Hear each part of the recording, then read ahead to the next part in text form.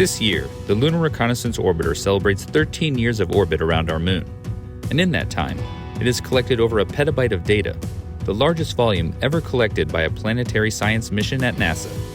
Due to its success and continued operational abilities, NASA has awarded the spacecraft an additional extended mission phase so that it can continue gathering critical information on the moon and help pave the way for future lunar missions.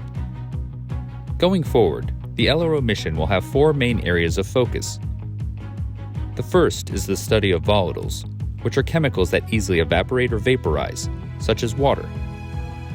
In terms of lunar exploration, volatiles will be useful for things like creating rocket fuel and making oxygen to breathe, so they are a primary resource that future astronauts will depend on having. LRO will continue to provide new data for identifying which areas are rich in volatiles, and for cluing us in to how they may move around the lunar surface. Current LRO data suggests they may be frozen in permanently shadowed craters, in areas that receive some sunlight, and may be chemically locked in minerals on the moon. This is helping pave the way for future missions like Viper, which will send a robotic rover to explore an area near the lunar South Pole, and ultimately, the astronaut-led Artemis missions. The second area of focus is on the moon's interior, volcanic features, and the tectonics of the moon's surface, because understanding the lunar surface requires knowledge of what's been going on underneath. Scientists want to figure out when the moon was last volcanically active, and how current geologic processes, like moonquakes, could affect the safety of future exploration.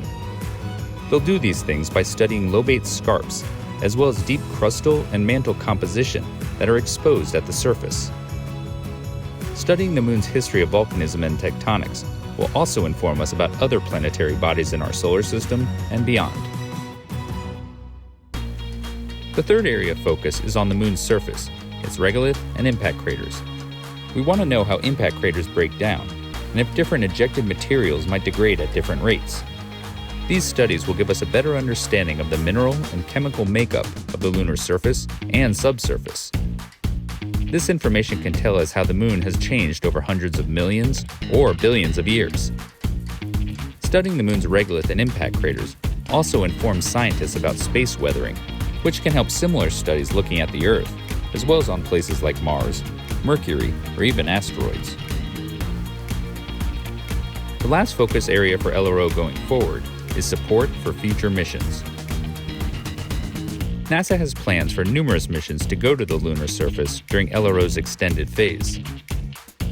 Sending missions to the lunar surface requires planning, not only to build the mission, but to find safe and interesting landing sites. LRO is in a unique position to directly assist with some of those operations and science objectives. LRO can help identify landing sites by making maps that tell us what the surface is like, where there may be hazards to landers, and where there are interesting features to explore. LRO is also capable of helping land-in missions get simultaneous measurements from orbit while they gather data from the surface.